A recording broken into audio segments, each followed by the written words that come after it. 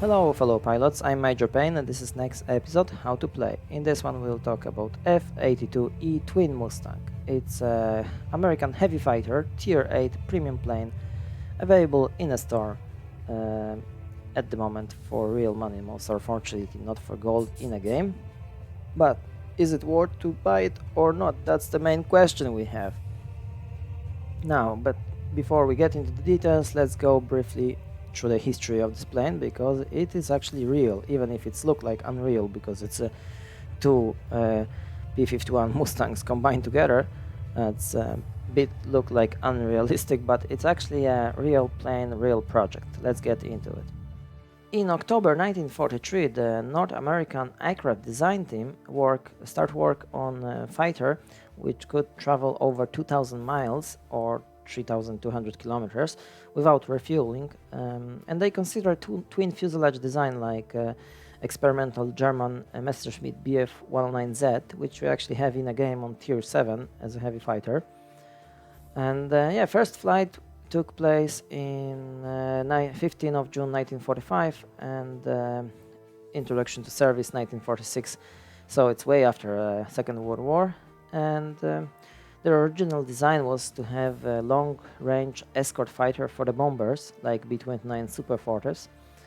But they didn't manage to finish this project before Second World War, but this plane eventually seen combat in North Korean conflict. The first 3 planes shot down by Americans was shot down in P-82 Twin Mustang. So not much combat, but still it is a combat. They retired eventually in 1953. So there was good few years in service, and the total number of them built is 272, not significant, but still, they was very capable like long-range escort fighters. And interesting is as well that they have achievement in record setting. That's quite interesting. I didn't know that. I just get into this so this record is in longest non-stop fly ever made by propeller-driven fighter, and the fastest time in which such a distance has been covered in piston engine aircraft. So far as I know, that's not been beaten. So it's still the longest distance ever made in a piston engine, and the distance was 5,051 miles, which is 8,129 kilometers without refueling in, of course, piston engine. So with the piston engine, and that's probably thanks to a legendary engine, Rolls-Royce Merlin. Okay, let's get back into the game. So we have our twin Mustang here, and it actually have one pilot, but in a game you can see clearly that there are 2 pilots in this frame. And this is actually accurate because I didn't mention before, but this plane was all-weather at night as well, a fighter, and one of those pilots mainly operate the radar, so it's accurate historically that there was 2 pilots in it. But we actually have here 1, so that's fine. I don't mind that. I don't need any extra pilot for it. However, maybe actually if they will add another fighter pilot here, so you could actually train 2 pilots at once, that wouldn't be bad. But anyway, we have only 1. Now let's get into the details, like gun armament. So we have 6 heavy machine guns, 12.7. They are mounted here in the center of the plane, so they are very, very accurate and easy to catch up with target. This is very good plus, of course. And the cumulative damage of them per second is 576, so it's pretty good. I mean, but in general, this plane is, in my opinion, have the worst firepower from the heavy fighters. But we get to that later when we compare this plane to other heavy fighters. Now, we have another armament here, like bomb and rocket, really good, and reload time for bombs is 120 seconds, rockets reload time 90 seconds, so, but we have only 5 those rockets, not much. They can be used against aerial target, but I didn't have many success on that. Maybe still lack of my experience in it, but or just simply just 5 of them, not much basically. But they as well as the guns, they are in the center of the plane, so that's That's good actually that they are not on the wings. Now, what we have here, airspeed is 500, like almost 600 kilometers per hour. It's a cruise speed, and with boost we can get into the 715, which is the lowest speed from all other heavy fighter on tier 8. Of course, if you're not gonna adapt some extra bonuses here, equipment, I mean. Okay, so boost time 25 seconds, not the best, not the worst, like Messerschmitt, what's the called? Messerschmitt, Rocket Messerschmitt on tier 8. Oh, Jesus. Me262, sorry, I forgot. Me262 have less this boost, but the other fighters like Dornier, for example, 335 have more. So it's just nothing really extra here. Dive speed 900, that's pretty common in heavy fighters. Maneuverability, however, is actually the best from all other fighters. We come back to that as well when I compare this plane to other fighters. That's pretty important. So it's very maneuverable heavy fighter.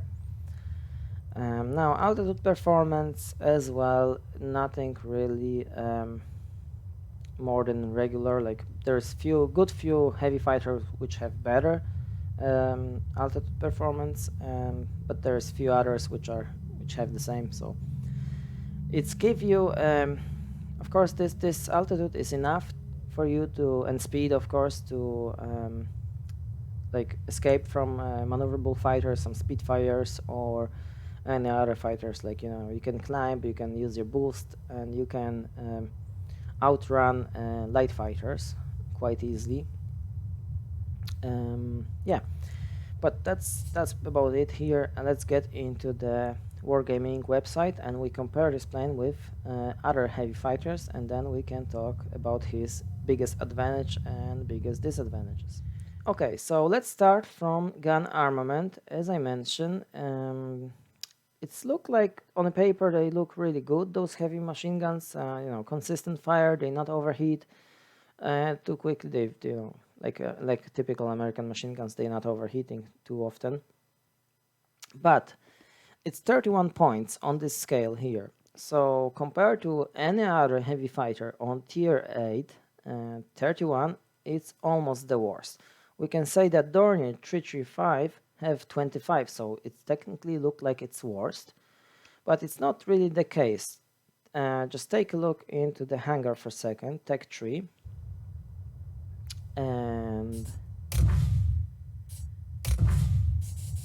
here, Dornier, aircraft details, and gun armament. So it says 25, but this is actually 30mm cannon and 2 heavy machine gun 15mm. And the range of these 15mm machine guns, like they are like 20mm cannon range, 720 meters. So it's pretty long range. And the cannon 30mm like 1000-meter range. So this is big difference. So it's misleading when you think that you have more firepower in your Mustang than the Dornier 335. I think it's misleading because this 30mm cannon is the rate of fire is high, so it's just really quickly firing 30mm cannon, and when you engage Dornier head on, he starts shooting at you and he can start hitting you from 1000 meters.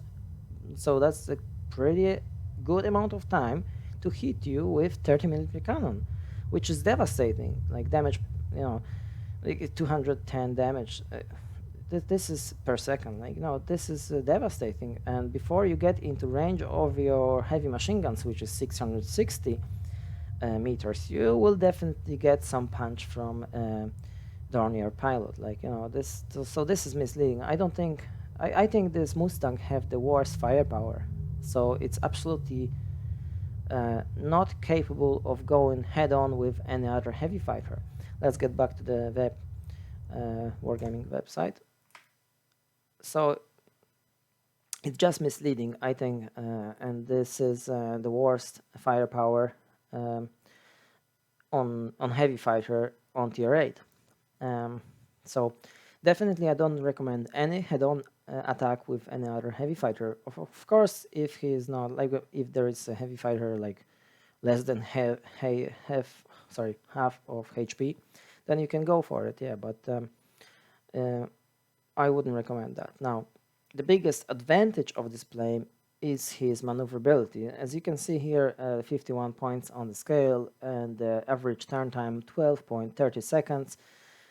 12 seconds, 12.30, yeah. So this is the best actually in a tier 8, and not even on tier 8. It's the best maneuverability between tier 7 and 9. So you will be meeting fighters from tier 7 and tier 9 because of the matchmaking. So from all those tiers, from all available heavy fighters you can meet in a game, your maneuverability is superior. So you can get into any turn fight with any other heavy fighter and you will win this turn fight, basically. Like, theoretically.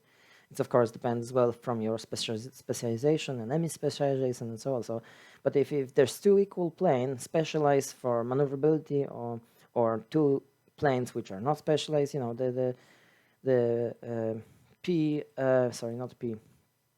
F-82 Twin Mustang will win any engagement, like you can see here. And Pancake is a bit different.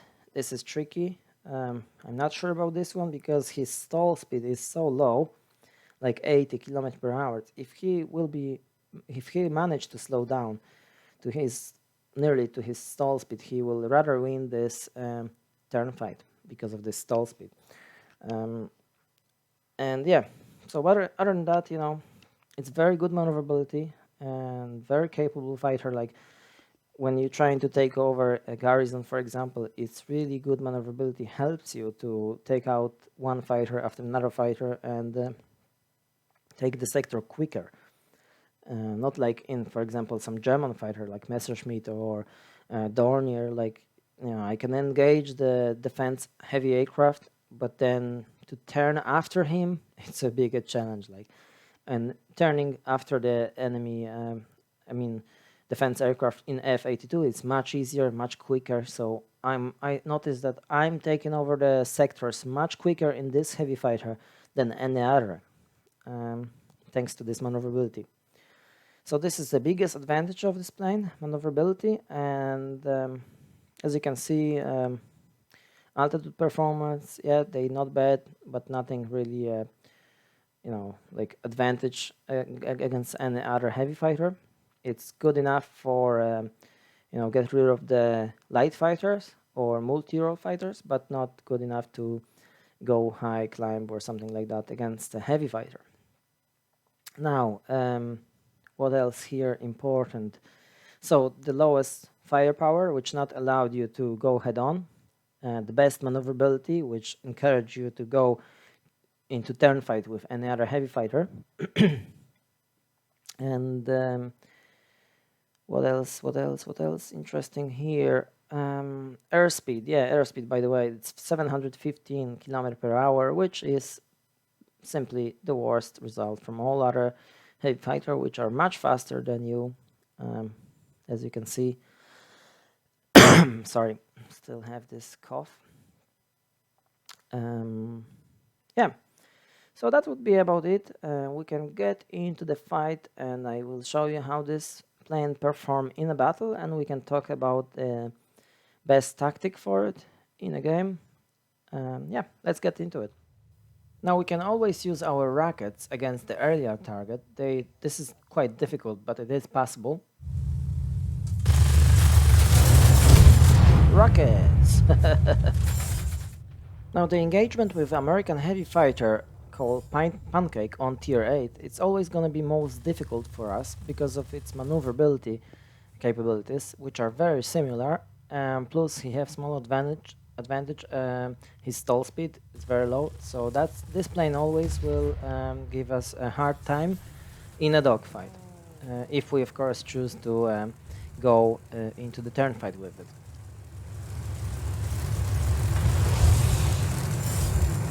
Three HP, this is low.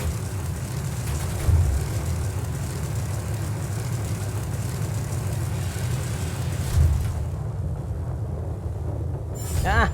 Explosion of the rocket. Good job. The same with bomber formation, rockets can be very useful.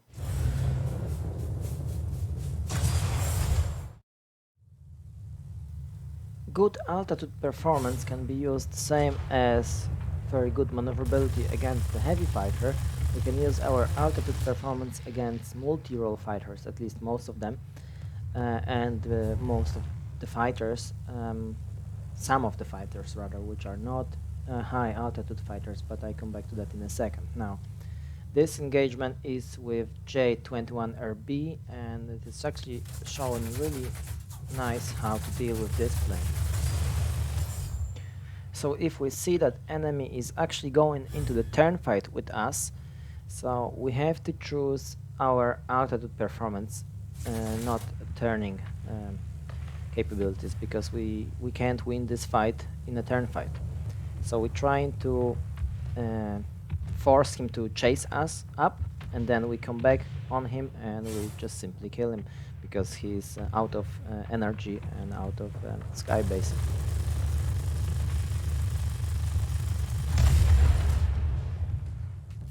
With this particular multi-role fighter, we can allow ourselves to go head-on with this one. Of course, we have to watch out those rockets because he can hit us with them.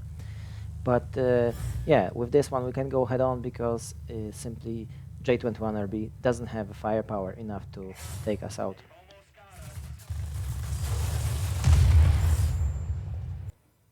So here is a good example what kind of firepower we have in this plane. And those 6 machine guns are actually doing a good job in terms of like ground attackers. I was trying to use them against the bombers, but they're not so effective. Specifically, well, this is not perfect plane to deal with B-29, let's say, and some, of course, human control bombers. But yeah, and in terms of maneuverability capabilities, just take a look. Like if some fighter pilot is not experienced enough, we can even outmaneuver some of the fighters in some circumstances. Like we still have some chances, you know, to deal with those fighters, which is quite amazing. Like in this case here.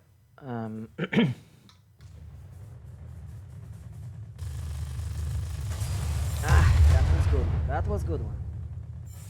In case of fighters like Spitfires, which have no high altitude performance, then we can easily use that against them, like typical boom and zoom, and that's the best way to deal with these planes.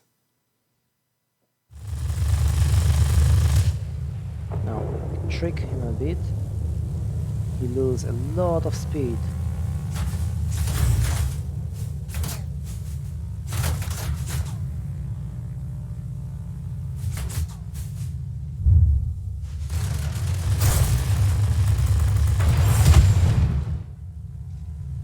And when you deal with American fighters like P-51 Mustangs or German fighters, which have very good high altitude capabilities, you just can't go up, use your boost, use your speed, and straight line, make a distance, and then come back. But if you go up, that's basically game over, like in this case. Oh no! Now, this is one of the game I want to show you, like full game, not cut pieces, like the best part of it, where I'm not getting killed or something like that. No, just full game. So you can see what this plane is actually capable of. I was really struggling to deal with the bombers in the game, specifically human player with 20mm cannons like on tier 8 on a tail gunner. That's really big challenge for this plane. 3 things here, like plane speed is not enough, like it's lowest speed on tier 8 between the heavy fighters. So it's a challenge to get the right position to attack for the bomber, like because bomber on tier 8 almost the same speed can reach almost the same speed.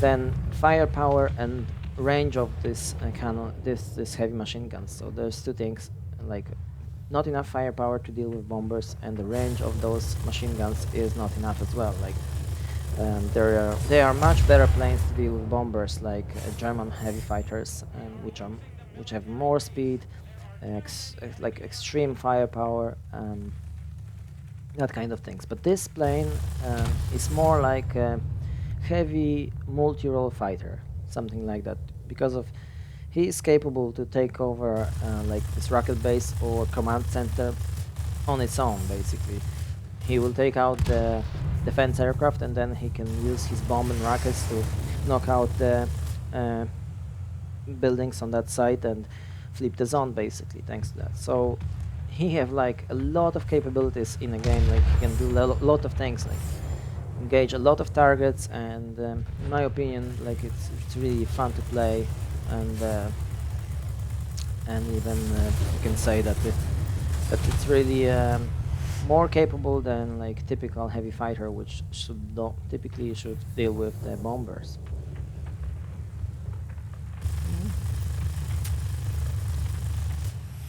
So basically we need to try to avoid head-on attacks on heavy fighters and even some of the multi-role fighters, specifically Russians one. In case of Russian multi-role fighters, I did check that, and in a tech tree on tier 8 the multi-role fighter can be simply out-turn in a dogfight, so we can use our maneuverability, at least against this Russian multi-role fighter, but other multi-role fighter are usually more maneuverable. So to deal with the multi-role fighter, mainly you will have to go and use your altitude performance, so go higher and boom and zoom on multi-role. Now, in case of fighters, it depends what kind of fighters we deal with. There are fighters like high altitude, like those I mentioned, German fighters, or these P-51 Mustangs, for example. Even this Japanese Tier 7 Mustang premium plane is high altitude as well, so he can easily go after us and kick us straight into the hull, basically.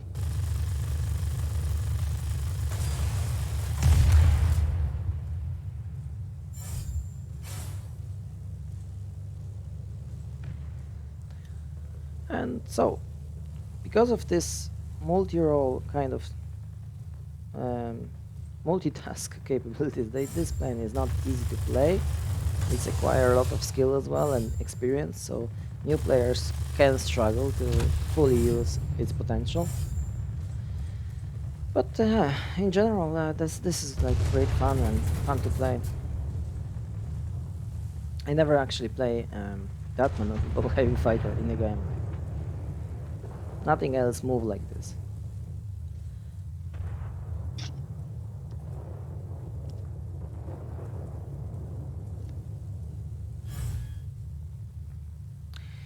Now, as you can see here, we are actually winning pretty well, but I'm looking for this bomber, which was going on the side of the map just to avoid being shot down again in the middle of the map. But I found him here. But it's still, like, this is not fair fight. It's a tier 7, he literally can't match me, and it's an easy target for me.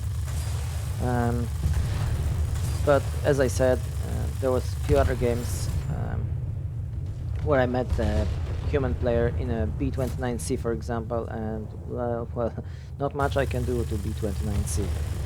It's really hard to get him.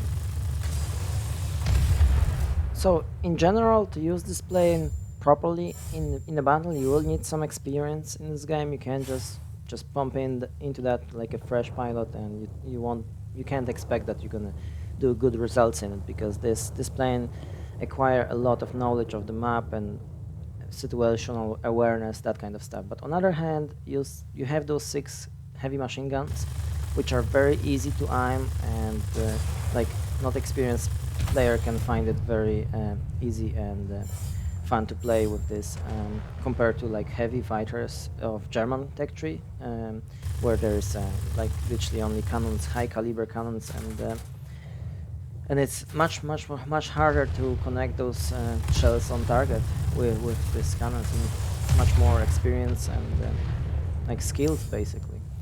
And yeah, but this plane is like more, as I said, multi-role fighter, and have a lot of capabilities, specifically in terms of flipping the zones.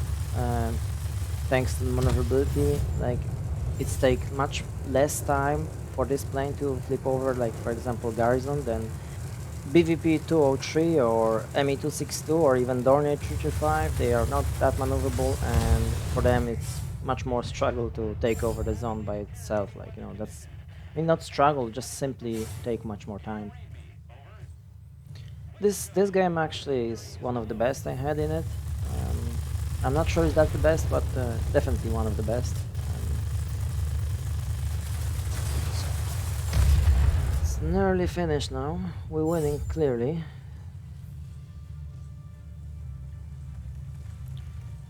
Like light fighter coming, I engage him, and usually I wouldn't recommend to go after like this, because I mean, I have my allies here around, but that's still very danger, and this is very unfortunate. Like, ground attacker killed me in the end. Okay, so let's sum up everything. In my opinion, the plane is really great. Just give you a lot of possibilities, fun from game.